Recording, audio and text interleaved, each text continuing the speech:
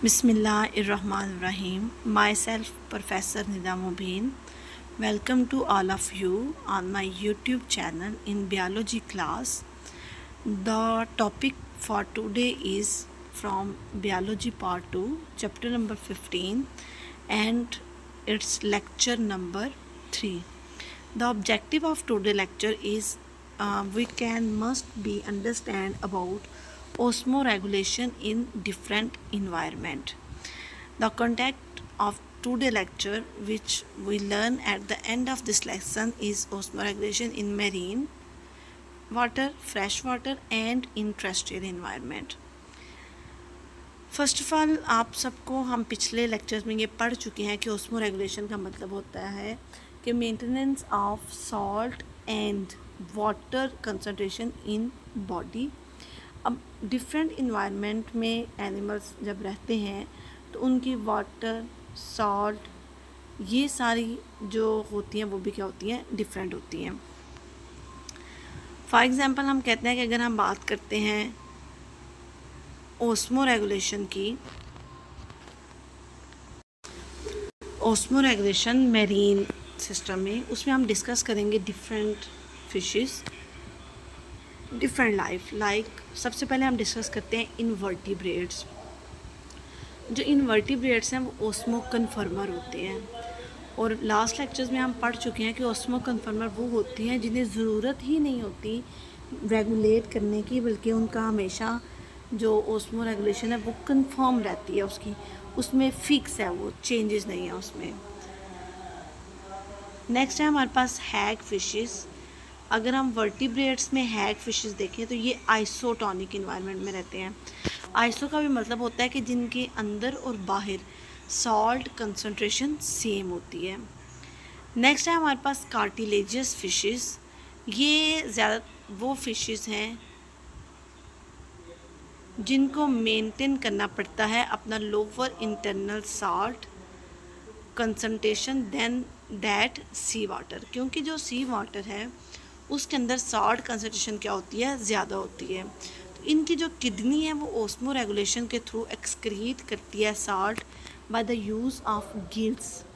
अब ये क्या करते हैं, ये एक्सक्रीटरी जो इसका ऑर्गन है वो जैसे कि रेक्टेंगल ग्लैंड्स हैं, ये उनकी हेल्प लेते हैं और एक्स्ट्रा सॉल्ट अपनी बॉडी से रिमूव कर देते हैं. अगर हम इसमें देखें तो इसमें ये क्या करते हैं कि एक्टिव ट्रांसपोर्ट करते हैं, क्योंकि बॉडी के अंदर सॉल्ट कम है और बाहर वाटर में सॉल्ट ज़्यादा है. तो अब अगर उन्होंने वो करना है, उस सॉल्ट को रिमूव करना है, तो वो फ्रॉम लोअर टू हायर जा रहा है. जब भी लोअर टू हायर मूव करेंगे तो एनर्जी यूज़ करेंगे in the form of ATP. कुछ फिशेस ऐसी भी हैं जो कि जैसे कि रेंडीर, ये हाइपरटोनिक टू वाटर जो है ना वो रिटेन रखती हैं. अपना जो यूरिया है ये इस तरह से रिलीज़ करते हैं कि उसके थ्रू भी कुछ कंसंट्रेशन क्या कर सकें, रिलीज़ कर सके बॉडी से. क्योंकि जो इनका यूरिया होता है वो हाई कंसंट्रेशन अगर उसमें होगी तो वो ज़रा बॉडी को डैमेज करेगा. तो ये ज़रूरी है कि वो अदर केमिकल जैसे अमाइन असाइड की फॉर्म में अपने आप को क्या करता है, बॉडी में सेव रखता है. जितना नाइट्रोजनस वेस्ट टॉक्सिक फॉर्म में बॉडी में कलेक्ट रहेगा, बॉडी को उतना ज़्यादा नुकसान होता है. मेरीन में ये बोनी फिशेस की अगर हम बात करें तो ये बोनी फिशेस कहा जाता है कि ये डिसेंडेंट है फ्रेश वाटर, इसके जो है ना वो फ्रेश वाटर की जो फिशेस हैं वो इसके इन्फेस्टर हैं.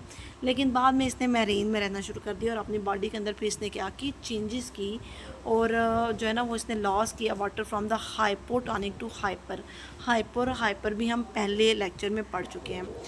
दीज फिशेज जो है ना वो अडॉप्ट करती हैं, ड्रिंक करती हैं large amount of sea water, excrete करती हैं कंसनट्रेटेड यूरिन, जिसके रिजल्ट में मैक्सिमम सॉल्ट जो है ना वो एक्सक्रीट होते हैं और मिनिमम वाटर जो है ना वो लॉस होता है इनमें से. ये डायग्राम में देखें, हमने अभी तक मेरीन का पढ़ा है तो वही हम इसमें डिस्कस करेंगे कि ये ज़्यादा सा पानी क्या करते हैं, ड्रिंक करते हैं. देन अपने गिल्स के थ्रू पैसिव, क्योंकि अंदर पानी कम है और बाहर पानी ज़्यादा है तो वाटर की पैसिव, लेकिन साल्ट में अंदर साल्ट कम है और बाहर साल्ट ज़्यादा है तो वो एक्टिव ट्रांसपोर्ट के थ्रू इस तरह से मैनेज करते हैं. इसके अलावा ये क्या करती हैं, कोई आइसोटेनिक अमाउंट जो है ना वो यूरिन की भी क्या करती है, मतलब कुछ साल्ट कंसनट्रेशन इसकी यूरिन के थ्रू भी क्या होती है, बॉडी से रिमूव हो जाती है। पहले हम फ्रेश वाटर पढ़ते हैं, देन वो डायग्राम जो है ना वो डिस्कस करते हैं। फ्रेश वाटर में देखें एनिमल जो है ना वो कॉन्स्टेंटली फेस करते हैं ऑस्मोटिक फ्लोटिंग ऑफ बॉडी और जो है ना वो float and loss of salt, जिसमें एग्जांपल हम जो है ना वो प्रोटोजोआ की पढ़ते हैं। प्रोटोजोआ जो है ना वो फ्रेश वाटर प्रोटोजोआ अमीबा है, पैरामीशियम है, ये पंप आउट करते हैं एक्सेस वाटर। और अब ये एक्सेस वाटर पंप करने के लिए जो पंप यूज़ करते हैं उसे कॉन्ट्रैक्टाइल वैक्यूल कहते हैं। ये इस तरह का वैक्यूल स्ट्रक्चर है कि ये अपने आप को पूरा भर लेते हैं पानी से, न्यूट्रिएंट्स और सॉल्ट यूज़ कर लेते हैं और फिर उसको दोबारा से करते हैं, कॉन्ट्रैक्ट करते हैं और एक्स्ट्रा वाटर जो है ना वो बॉडी से बाहर करके दोबारा से उसको रिलैक्स करते हैं with the water. Fresh water fishes में हम देखें तो डिफरेंट किस्म के एनिमल्स जो है ना वो इसमें इंक्लूड होते हैं, जो कि रिमूव करते हैं एक्सेस वाटर बाय यूरन, जो कि हम कहते हैं डाइल्यूटेड यूरन प्रोड्यूस करके। लॉस करते हैं सॉल्ट कंपनसेशन जो है ना, ये इसको प्रेफर करते हैं कि सॉल्ट कंटेनिंग ऐसी फूड लें जिसमें सॉल्ट मौजूद हो और एक्टिव अपटेक करें सॉल्ट की बाय गिल्स एंड लंग्स। हम ये देखते हैं कि अब देखिए मेरीन वो थे जिनके पास साल्ट ज़्यादा था, फ्रेश वाटर वो है जिनके पास साल्ट कम है। तो ये बिल्कुल उसके अपोजिट, ये क्या करते हैं कि पानी ड्रिंक नहीं करती, इनके अंदर पानी एक्टिव होता है, एंटर होता है बाय द पैसिव ट्रांसपोर्ट, और बाहर इसी तरह से इसके अंदर सॉल्ट एंटर होते हैं बाय एक्टिव। दोनों देखें डायग्राम साथ बनी हुई हैं। पहले ने पानी पिया मेरीन, फ्रेश ने नहीं पिया। मेरीन ने पैसिव प्रोसेस के थ्रू, ट्रांसपोर्ट के थ्रू वाटर बाहर किया, फ्रेश वाटर फिश ने पैसिव ट्रांसपोर्ट के थ्रू वाटर अंदर लेके गई, और मेरीन ने एक्टिव के थ्रू गिल्स से सॉल्ट बाहर रिमूव किया, और जो फ्रेश वाटर थी उसने एक्टिव ट्रांसपोर्ट के थ्रू सॉल्ट जो है ना वो बॉडी के अंदर लेके गई, और ये लार्ज अमाउंट ऑफ जो है ना वो हाइपोटोनिक यूरिन भी जो है ना वो बॉडी से रिमूव करती है, जिसमें जो कंसनट्रेशन ऑफ सॉल्ट है हमारे पास वो क्या होती है, बड़ी कम होती है। लास्ट वन है हमारे पास टेरेस्ट्रियल इन्वायरमेंट। तो टेरेस्ट्रियल इन्वायरमेंट अगर हम देखें तो हमारे पास एवेपोरेट करता है, लॉस ऑफ वाटर, जिसकी वजह से हमारे पास होता रहता है, ये इसका एक प्रॉब्लम है कि पानी लाइफ के लिए ज़रूरी भी बड़ा है, लेकिन इसमें एवेपोरेशन होती है तो पानी वेस्ट भी मस्ट होता रहता है। तो ये अपने अंदर कुछ अडॉप्टेशन करती हैं, ऐसी अडॉप्टेशन जो कि इनको सक्सेसफुल बनाती है आर्थ्रोपोड्स और वर्टिब्रेट्स को, कि वो सर्वाइव कर सकें लैंड के ऊपर। अब ये आर्थ्रोपोड और वर्टिब्रेट्स अपने अंदर क्या चेंजेस लाते हैं, ये वैक्सी एक्सोस्केलेटन, अपना स्केलेटन जो है ना वो वैक्सी मतलब के लिपिड्स और कैरेटिनाइज्ड स्किन मींस के प्रोटीन ऐड करते हैं, और इससे क्या होता है, इस प्रोटीन और लिपिड की वजह से जो इनकी स्किन के ऊपर ना डिफरेंट लेयर्स बन जाती हैं, वो सिंगल लेयर्ड स्किन नहीं रहती, तो उसकी वजह से भी जो वाटर है वो सेल के अंदर रिटेन रहता है और वाटर लॉस नहीं होता। इसके अलावा ये क्या करते हैं कि इस तरह की डाइट लेते हैं और अपना मेटाबॉलिक और बिहेवियर अडॉप्टेशंस करते हैं, जिसके थ्रू, और डाइट भी ऐसी लेते हैं जो कि वाटरी जो है ना वो डाइट जिसमें उनके वाटर कंसनट्रेशन भी मौजूद हो। फॉर एग्ज़ाम्पल जो कैंगरू या रैट हैं, ये काफ़ी दिन तक पानी पिए बगैर गुजारा कर लेते हैं।